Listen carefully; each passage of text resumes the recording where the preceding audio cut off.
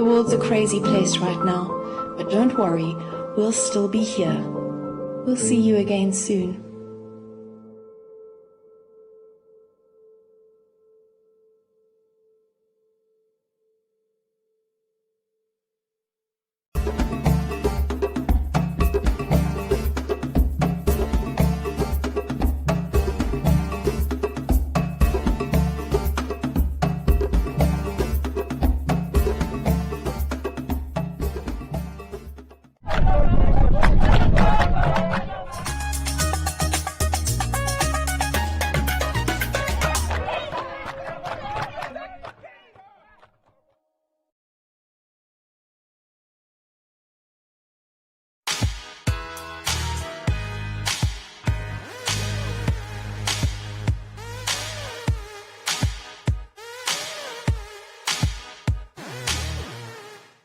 The newly appointed governor of the Irongo region, Neville Andre, is a young man who has taken on big problems that have probably persisted for longer than he's been alive. But the brother is out there doing the most for his constituency. When I came into this position, it's a little over a year ago, in April last year, this region was already an epicenter. And I had now to deal with the region, which is the first epicenter of COVID-19 in the country. Also, the region that recorded the first community infection for COVID-19, and also the first fatality, related to COVID-19. So it was a region that also received the longest, or experienced the longest lockdown from all the other regions. Yeah, I can remember when I had to come and report for duty, I had to get a permit to come into the region. So it was a tough year, but we were mainly just focusing on COVID-19 and how to curb the spread of COVID-19. How we did that, it was a collaborative effort where we sort of pulled in all sectors. Private sectors, public sectors, and all the stakeholders, and that is how we managed to sort of address the situations, the issues, be it with the hospitalization, hospital facilities, and so on. It was a joint collaborative effort that made us come through out of this situation. Because other than the COVID-19, we had also the fishermen, ex-fishermen, that we also had to deal with, and then also it came the fire that broke out at Tuaroroka. So these are the things that now were mainly part of our focus as a region. Yeah.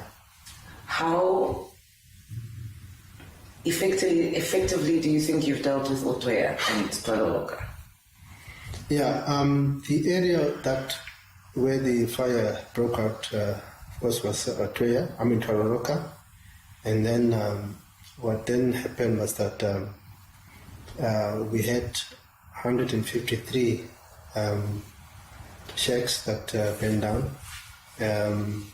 and we sadly lost one baby in the fire.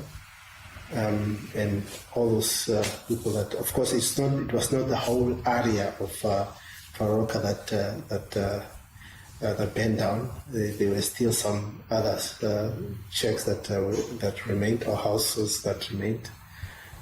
So what then happened was that government came in and saw that there needs to be this situation is an emergency disaster. So cabinet directed that this be addressed. Addressed as an emergency situation, and came in to assist with the facilities like the tents, food, and also invited other stakeholders like Red Cross and also local people, companies and so on, to come on board and help alleviate the situation of the people now in Otwea, because they moved to the area, and also the houses that we built. We met recently, and I was able to ask him about some of the issues that we had uncovered in his region that have featured on the show in recent weeks. In this week's episode of It's a Wrap, we feature an exclusive interview with the governor on the sluggish pace at which the Twalaloka or Toya residents are being housed in those little bondoks cabinet approved for them, the corruption that has been exposed in the allocation of those bondoks, and a response on the fact that those bondoks are yet to be electrified, amongst other issues. Check this out. People, the assistance was, because first is that when they were at the Twalaloka, it's an area which they grab land, and of course, people want land, they want housing, and unfortunately fire broke out, and that's what happened.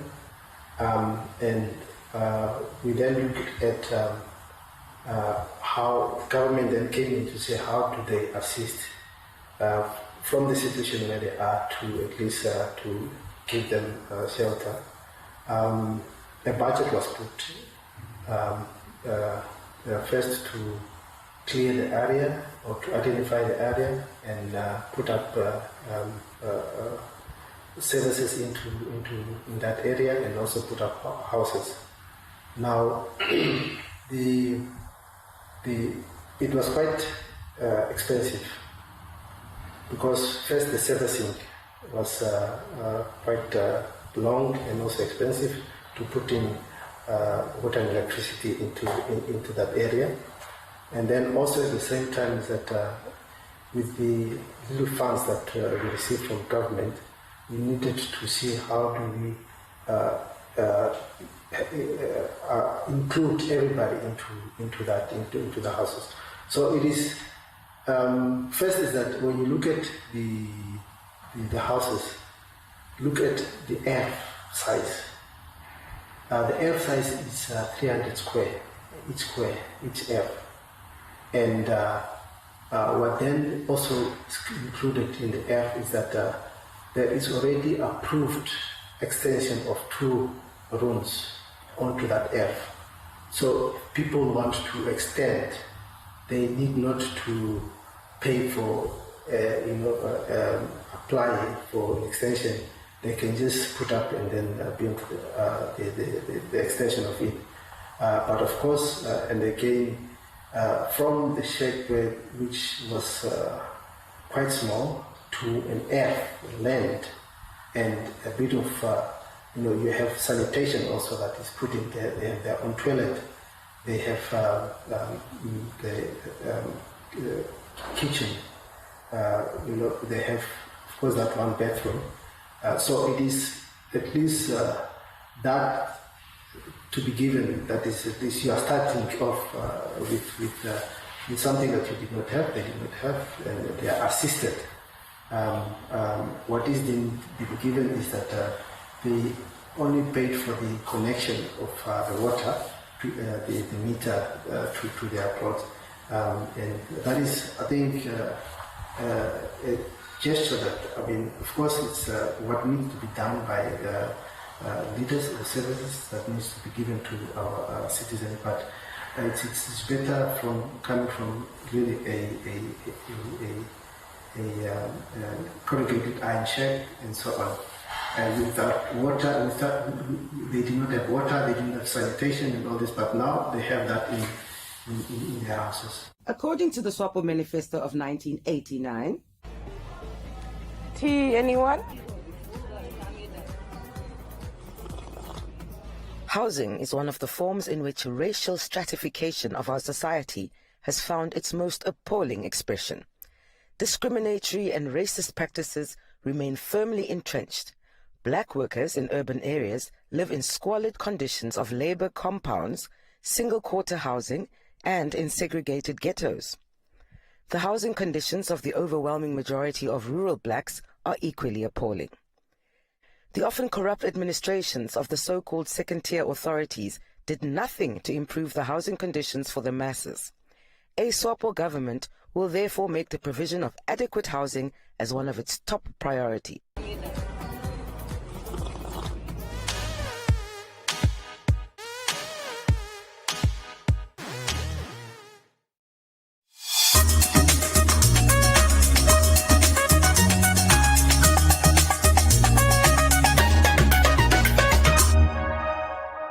There's no price like the ShopRite price, which means you'll get low prices on everything you need. Like Right Brand Sunflower Oil for only $59.99. And Marathon Fine White Sugar, just $72.99. The ShopRite price, the price you can trust, always.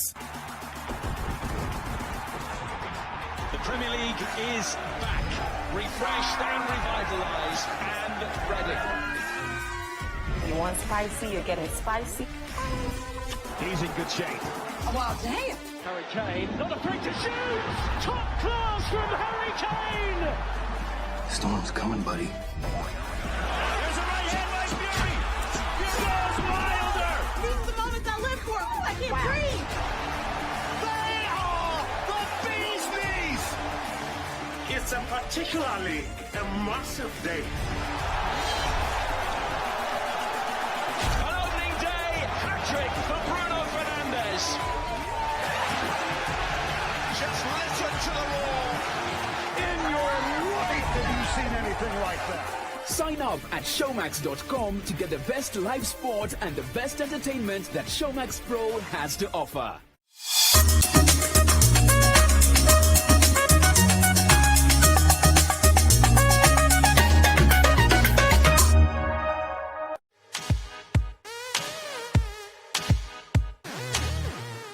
Now, to my mind, when we talk of servicing land as an emergency response for fire victims to get housed, then surely the water and electricity situations are more sorted. This was not the case with Otoya houses. I put this to the newly elected governor, Neville Andre. Yeah, you see, the issue is that government is providing the funds, and the procurement is done by the municipality. What then happened is that first was that there was services put in place for the sewage and water, and then the electricity was not included. We then had to call the municipality in and said we need to put in electricity into those. With the exemption, we also applied to the Ministry of Finance to exempt the procurement process so that at least we can put the electricity services as soon as we can, which now, of course, municipality managed to get it, and they were supposed to have this already in May, but unfortunately we did not have that from the municipality, but fortunately now we have it, and they are in the process of putting up, and that is the only delay. But of course, just maybe to give you a background or a perspective in terms of the houses itself. Now, when, like I said, 153 houses were actually shacks burned down. Now, what then happened, and that is also some of the things that delayed the finalization of it, is that the 153, those are people that were registered when the fire broke out. And so what then happened was that that same night, names were recorded, and names were recognized and so on. And then we then had to say, okay, we need to put up 153 houses. But Standard Bank came on board and said we have the Buy a Brick project, which we are actually in collaboration with Sheikh Dollars Federation. If there are Sheikh Dollars Federation members, we can give these funds to build houses, because I think the agreement was of the Buy a Brick is that Sheikh Dollars Federation members. So we then approach Sheikh Dollars and say, okay, from the 153 fire victims, how many of those can you identify Sheikh Dollars Federation members? And they identified 53 out of the 32, not 53. Out of the 153, 32 were Sheikh Dollars Federation members. So then it was then agreed that, okay, 32 houses will be funded by the Sheikh Dollars, that the funds from the Standard Bank, and 121 will then be funded by government. According to the SWAPO Manifesto of 1989, it will set up a public housing sector to help provide appropriate and affordable shelters for all sections of the Namibian population. Such a public housing sector will be charged with the responsibility for a rapid expansion of housing construction activities in the country.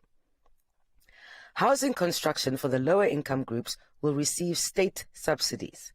State support will also be given in the form of appropriate housing legislation, giving access to various forms of credit to enable individuals of land groups to build and improve their own houses. There will also be provision for building material loans and crash training programs for construction workers and artisans in order to ensure the successful implementation of the government's housing policy and programs.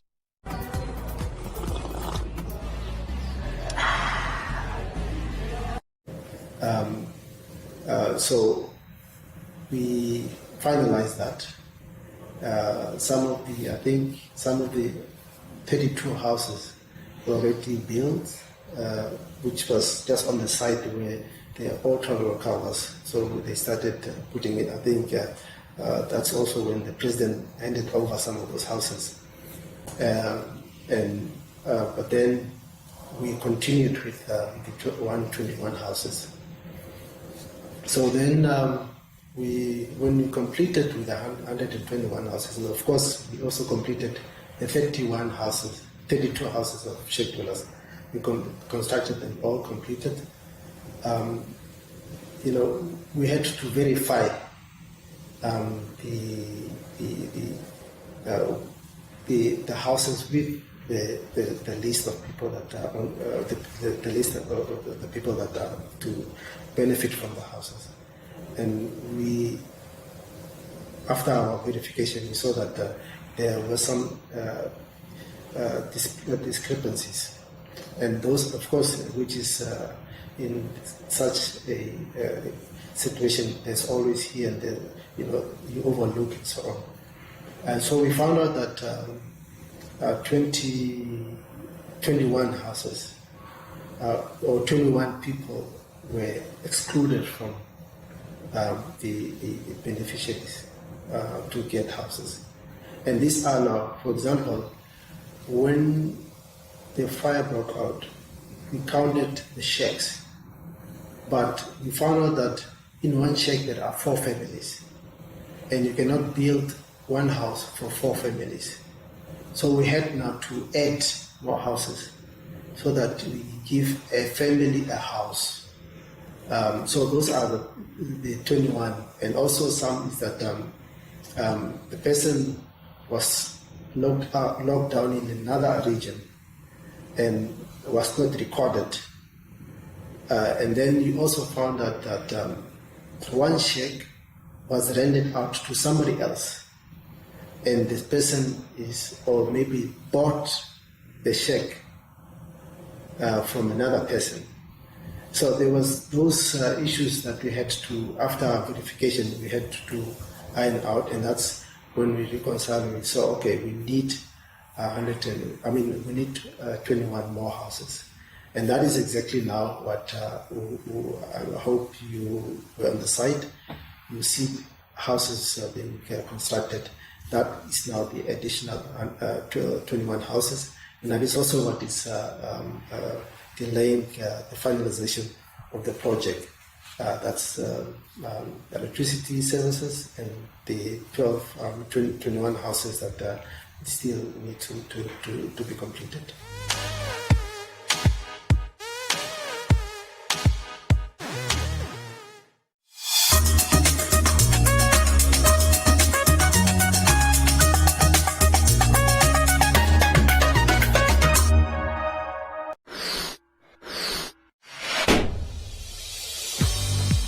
Stories matter, and for 18 years, One Africa has been sharing people, conservation, Namibia-centric stories to audiences that appreciate it and that understand why these stories matter. Thank you, One Africa, for 18 years of sharing really, really important Namibian stories. Happy 18th birthday, One Africa TV.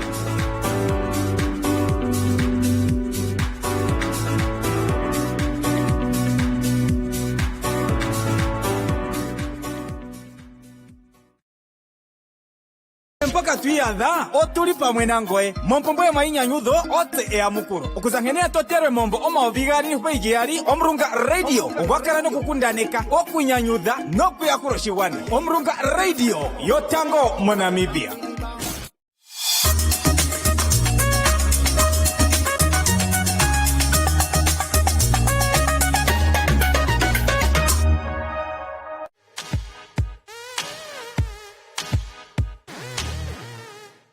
The fact that most residents of Walfish Bay earn such meager salaries whilst the economy of the town is built on their backs is quite flabbergasting. People who have houses make big guap renting out rickety shacks to those who have to acquire temporary shelters to match their seasonal occupation based on the industry that they work in. I asked the governor how the SWAPO government plans to address this inequality.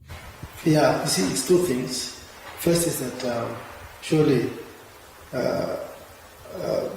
especially in Buffers Bay and so on, you have everyday people coming in from all different regions coming in search of work, employment, because there's hope that they will come and get there. So, because the region is an economic hub, there's so many industries here and sectors, fishing, mining, logistics, tourism, it's taking place here. So people come every day to the region, and the pace at which we're supposed to reply or respond to the housing need is a bit slow. First is that Walvis Bay town itself, I think it's quite old.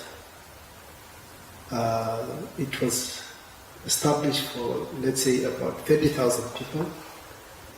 Today you have about 110,000 in Walvis Bay alone. So first is that you have a challenge in terms of the space, Walvis Bay, and you have a challenge in terms of infrastructure currently. If you go there, every day there's a pipe, a sewage pipe burst, overflow and so on, because the infrastructure is very old. Now, number of years back, an extension was identified, Farm 37, and that is now to decongest people within the Walvis Bay proper area. And we are informed that the size of Farm 37 is about twice as big as Walvis Bay proper. Yeah, and that is towards between 7 and so on, about 7 kilometers outside the proper Walvis Bay. Now, the issue of providing houses should not really be seen as a function of government alone, and that's also what I always engage or speak to the other sectors. Like, for example, the people that are in shacks, these are people working for factories, and if one have to say that only government should come in and address, for example, in Walvis Bay, the backlog, the list of people that are that applied for houses, it's more than 19,000. Now that government will not be able to do it alone. In terms of pace, in terms of funds, it's just not possible. If we do it, it will take years to reach or to get into to reach that